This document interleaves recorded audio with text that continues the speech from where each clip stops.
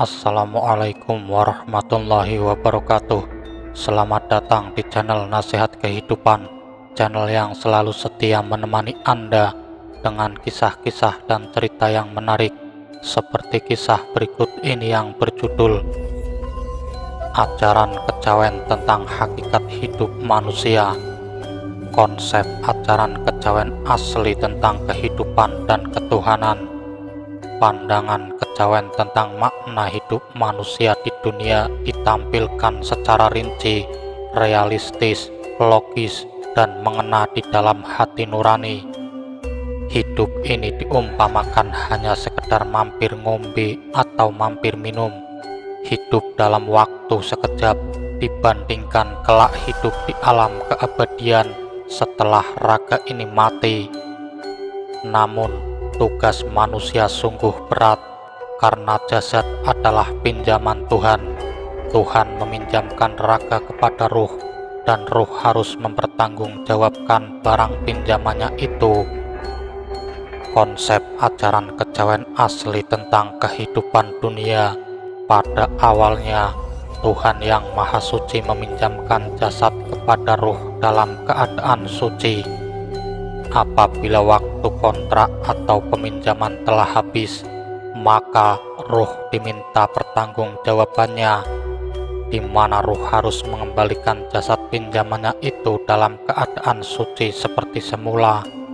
Ruh dengan jasadnya diizinkan Tuhan turun ke bumi, tetapi dibebani dengan tugas, yakni menjaga barang pinjaman tersebut agar dalam kondisi baik dan suci setelah kembali kepada pemiliknya, yaitu Gusti ingkang akarya jagat.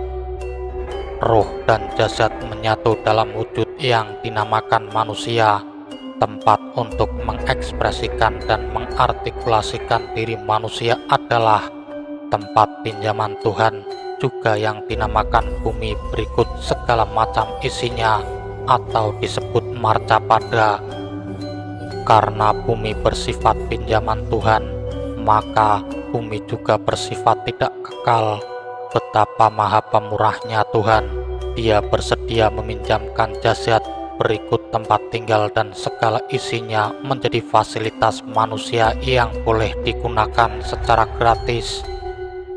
Tuhan hanya menuntut tanggung jawab manusia agar menjaga semua barang pinjaman tersebut, serta manusia diperbolehkan memanfaatkan semua fasilitas yang Tuhan sediakan dengan cara tidak merusak barang pinjaman dan semua fasilitasnya.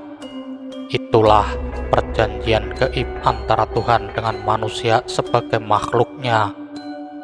Apa hakikat hidup manusia? Kita sebagai makhluk ciptaan Tuhan yang sempurna wajib menjalankan amanah yang diberikan olehnya. Oleh sebab itu, Tuhan membuat rumus atau aturan main yang harus dilaksanakan oleh manusia. Rumus Tuhan ini yang disebut pula sebagai kodrat Tuhan berbentuk hukum sebab akibat. Pengingkaran atas isi atau klausul kontrak tersebut berupa akibat sebagai konsekuensi logisnya. Misalnya, keburukan akan berbuah keburukan dan kebaikan akan berbuah kebaikan pula. Barang siapa menanam, maka ia akan memanen. Perbuatan suka memudahkan akan berbuah sering memudahkan. Perbuatan suka mempersulit akan berbuah sering dipersulit. Itulah konsep ajaran kejawen tentang kehidupan di dunia. Hidup di dunia ini hanya sementara, dan apa yang dimiliki manusia di dunia hanyalah merupakan bentuk pinjaman yang diberikan oleh Tuhan, baik itu jasad, harta benda, maupun yang lainnya. Maka benar apa yang dikatakan oleh salah seorang tokoh mistik kejawen, yaitu Syekh Siti Jenar, bahwa kehidupan di dunia bukanlah kehidupan sejati, melainkan kehidupan sementara. Adapun kehidupan yang sejati itu adalah kehidupan sesudah kehidupan di dunia atau kehidupan sesudah mati. Itulah ajaran kejawen tentang kehidupan kita di dunia ini. Konsep ajaran kejawen asli tentang pahala, dosa, kebaikan, dan keburukan.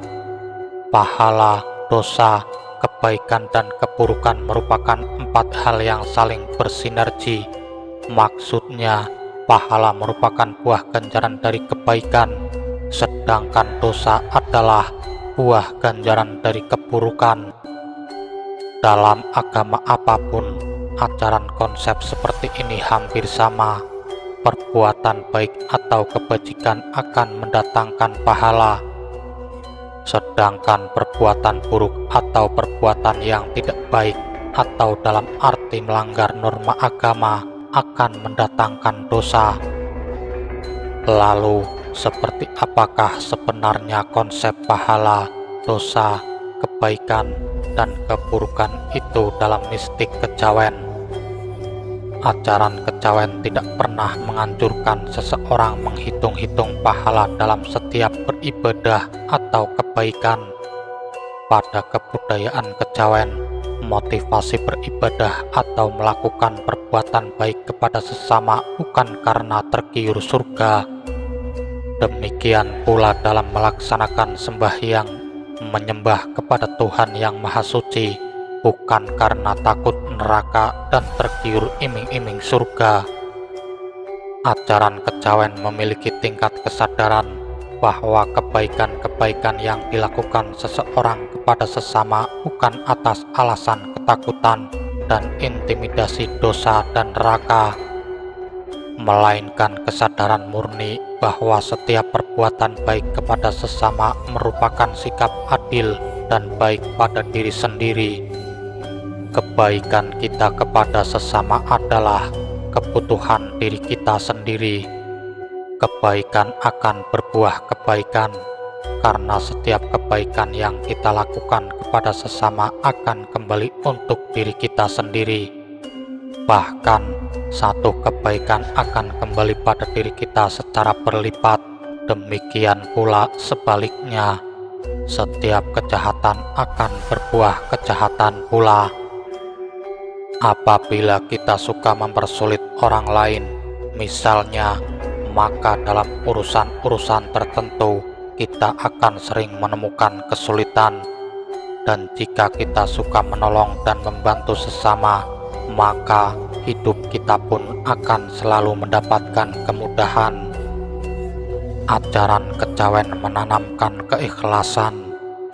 Menurut pandangan kejawen, kebiasaan mengharap dan menghitung pahala terhadap setiap perbuatan baik hanya akan membuat keikhlasan seseorang menjadi tidak sempurna.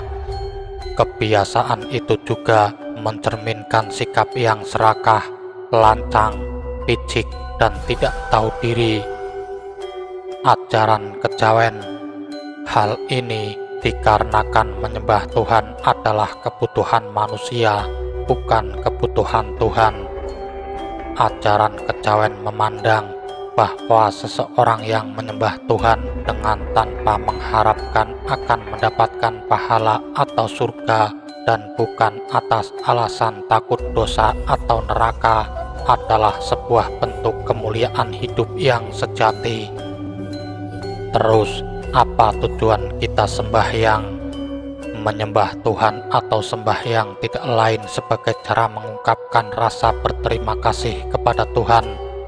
Namun demikian, ajaran kejawen memandang bahwa rasa syukur kepada Tuhan melalui sembahyang atau ucapan saja tidaklah cukup. Rasa syukur harus diartikulasikan dan diimplementasikan ke dalam bentuk tindakan atau perbuatan baik kepada sesama dalam kehidupan sehari-hari. Jika Tuhan memberikan kesehatan kepada kita, maka sebagai wujud rasa syukur, kita harus membantu dan menolong orang lain yang sedang sakit atau menderita.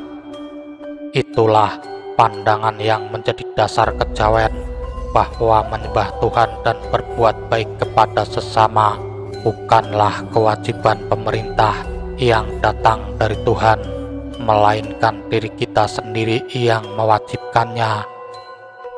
Konsep ajaran kejawen asli tentang Tuhan. Di dalam pandangan kejawen, Tuhan tidak pernah menghukum ciptaannya sendiri, sebab bagaimana semua agama di dunia ini, ajaran kejawen meyakini bahwa Tuhan bisa membuat apa saja dan sempurna. Untuk apa Tuhan harus menghukum makhluk ciptaannya sendiri? Bukankah Tuhan sesungguhnya dapat membuat manusia sempurna? Konsep tentang Tuhan mencakup konsep mengenai siapa yang disembah atau sesembahan dan siapa yang menyembah, serta bagaimana cara menyembahnya atau panembah. Sebelum datangnya Hindu dan Buddha di tanah Jawa, banyak yang mengira masyarakat Jawa menganut paham animisme dan dinamisme, bahkan ada yang menyebut politeisme. Nah, pada konsep ajaran kejawen ini mungkin lebih bisa diartikan ke arah New Age atau malah agnostik, yaitu dengan bertuhan namun tidak mempercayai atau mengadopsi cerita nabi atau malaikat, karena memang ajaran kejawen mengedepankan laku pribadi dan menolak adanya konsep malaikat.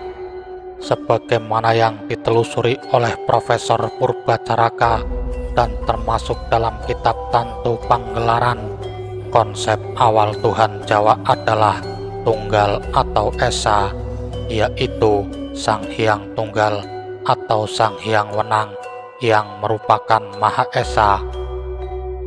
Ketuhanan meluruskan ajaran yang salah. Setelah Hindu dan Buddha masuk, konsep tersebut tersingkir dengan adanya Sang Hyang Mahadewa atau Betara Guru, dan semakin tergeser pada zaman Islam dengan masuknya Sang Hyang Adama dan Sang Hyang Nurcahya, di mana Sang Hyang Wenang mengalah dengan menempati posisi di bawah Sang Hyang Adama. Meskipun dinalar cukup rumit dan ruwet, namun dalam keberadaban Jawa yang mengutamakan laku, hal tersebut tidak ada masalah. Sebab pada kenyataannya, yang melekat dalam sanubari masyarakat kejawen adalah sebutan pangeran atau gusti, yang dirasa lebih pas di kalbu ketika menyebutkan konsep Tuhan. Setidaknya ada 3 hal yang mendasari masyarakat Jawa yang berkaitan dengan konsep ketuhanan. Kita bisa hidup karena ada yang menghidupkan, dan memberi hidup serta menghidupkan kita adalah Gusti Kang Murbeng Dumadi atau Tuhan yang Maha Esa. Hendaknya dalam hidup ini kita berpegang pada rasa atau yang dikenal dengan tepo saliro, yang artinya bila kita merasa sakit dicubit, maka hendaklah jangan mencubit orang lain. Dalam kehidupan ini, jangan suka memaksakan kehendak kepada orang lain, ojo seneng makso.